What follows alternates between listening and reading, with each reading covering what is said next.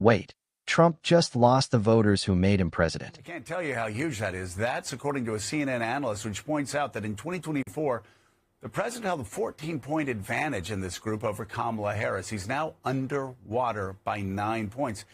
That's a 23-point swing away from Donald Trump and the Republican Party. This number matters more than any speech or rally clip. A 23-point swing away from Donald Trump among non-college voters. That's not noise. That's not a bad poll. That's a political earthquake. This is the group that built Trump's brand. The voters he calls the forgotten Americans. And now they're walking away in massive numbers. You don't lose 23 points unless people feel burned. Trump didn't just lose support, he lost trust. And once working people stop believing you're fighting for them, the slogan stopped working. That's according to a CNN analyst, which points out that in 2024, the president held a 14-point advantage in this group over Kamala Harris. He's now underwater by 9 points. When even CNN analysts say this is huge, you should listen.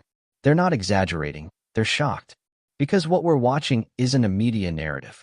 It's Trump losing the very voters who carried him into the White House. This isn't about Democrats doing better messaging.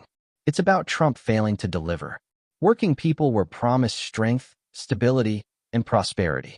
What they got was chaos, higher costs, and endless culture wars. That gap between promises and reality, that's what you're seeing in these numbers. But I'll tell you, if he remains anywhere close to where he is right now, he's in the 30s. This part should scare Republicans. Trump is now underwater with non-college voters, his own base. You can spin a lot of things, but you can't spin being underwater with the people who made you. That means more voters disapprove than approve.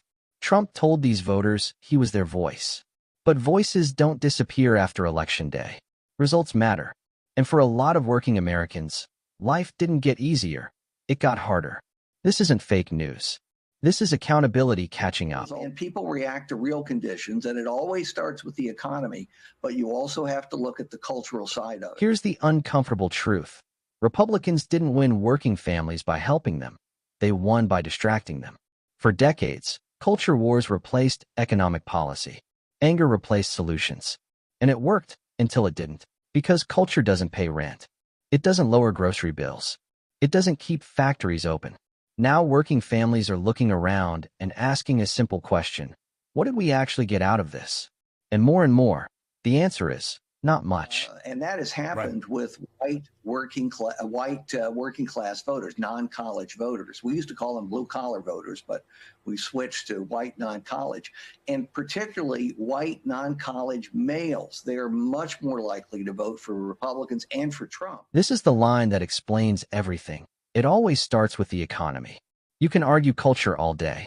You can wave flags, pick fights, and rage on social media. But when jobs disappear and prices rise, voters notice.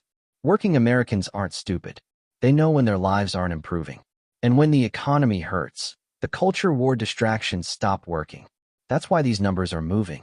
Reality is cutting through the noise. There's no way his successor can be elected if his job approval rating is anywhere close to where it is right now. White, non-college voters are Trump's strongest group. Always have been. And even they are slipping. That's not a messaging problem. That's a record problem. When your most loyal supporters start questioning you, it means something fundamental has changed.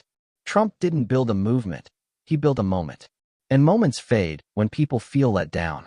This isn't about left versus right anymore. It's about trust, and Trump is losing it. I remember there's this famous defining moment where there were protesters protesting the war down on Wall Street, and they started to try to burn the American flag, and union members, strongest part of the Democratic coalition, started, fighting to get the flag and put it out. They put it out, raised it up, and everybody cheered. Wait, this story matters more than you think.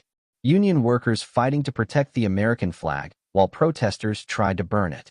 That tells you something important. Working people aren't anti-America. They're anti-being ignored.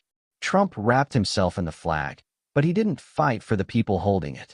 Patriotism isn't yelling the loudest or selling merch. It's showing up for workers when jobs disappear and costs explode. That moment explains why Trump's support is cracking. Because symbols don't replace results. and working Americans know the difference.